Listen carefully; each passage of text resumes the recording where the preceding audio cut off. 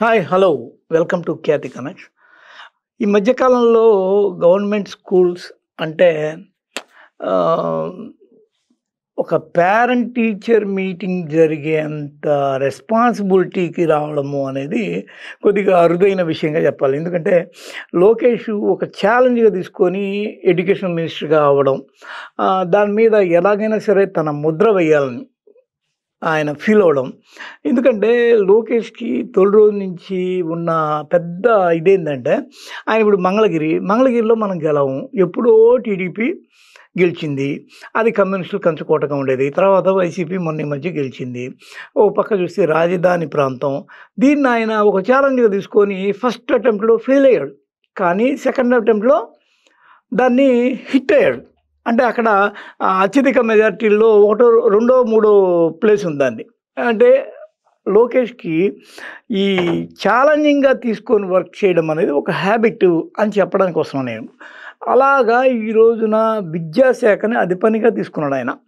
ఆయన చూస్తే ఏమో స్టాన్‌ఫోర్డ్‌లో చదివాడు. అది కూడా ఏందంటే అక్కడ చాలా పెద్ద విషయాలు ఇంప్లిమెంట్ చేసిన పరిస్థితులున్నాయి.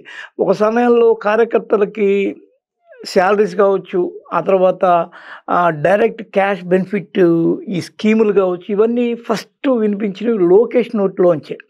ఆ తర్వాతే అవి రకరకాలుగా వాలంటీర్లు, ఆ తర్వాత డైరెక్ట్ క్యాష్ బెనిఫిట్ స్కీములు జగన్మోహన్ రెడ్డి లాంటి వాళ్ళు ప్రవేశపెట్టడం ఇవన్నీ ఆ తర్వాత జరిగాయి. అంటే అక్కడ నేర్చుకొచ్చిన విద్య ఎందుకంటే ఉన్న వాళ్ళందరిలోకి ఈ రాజకీయ ప్రముఖుల్లో దాదాపు వాళ్ళ నాన్న కంటే కూడా వాళ్ళ నాన్న ఎంఏ చదివాడు. వాళ్ళ నాన్న కంటే ఎక్కువ చదివి విదేశీ చదువు చదివిన వ్యక్తి లోకేష్. దానికి తోడు ఆ కింద నుంచి చదువుకుంటూ వచ్చింది కూడా 10th కావచ్చు, ఇంటర్ కావచ్చు, ఆ తర్వాత పై చదువులు కావచ్చు, ఇవన్నీ కూడా చాలా స్ట్రాంగ్ ఏరియాస్‌లో చదివినవి. సిబిఎస్ఈ ఎడ్యుకేషను జగన్మోహన్ రెడ్డి చదివి ఉండొచ్చు. కానీ పవన్ కళ్యాణ్ ఏం చదవలా. వాళ్ళ నాన్న కూడా 10th అంటే ఒక స్టేట్ లెవెల్‌లో చదివుంటాడు. ఇక ఈ అసలు ఓవరాల్‌గా మంత్రిమండలిలో కావచ్చు, మిగిలిన పార్టీల్లో ఇంతకుముందు పనిచేసిన విద్యామంత్రులు కావచ్చు, వీళ్ళందరూ కానీ లోకేష్ చదివినంత స్ట్రాంగ్ లైన్‌లో చదవల. దీన్ని బట్టి చూస్తే లోకేష్‌కి అది బేసిక్‌గానే ఒక ఇంట్రెస్టెడ్ సబ్జెక్టు. ఏది ఎడ్యుకేషనల్ డిపార్ట్‌మెంటు. దానిలో గతంలో జరిగిన పొరపాట్లు ఏంటి? ఇప్పుడు ప్రస్తుతం ఏమి మనం ఒక నిర్ణయం తీసుకొని దాన్ని గొప్పగా రీఫార్మ్ చేయాలి. ఇలాంటివన్నీ ఆయన బాగా దగ్గరుండి పరిశీలిస్తున్నాడు. ఇంగ్లీష్ మీడియం దాన్ని ఎంత మోతాదులో ఉంచాలి, ఆ తర్వాత తెలుగు అనే దానికి ఎంత వాల్యూ ఉంటది.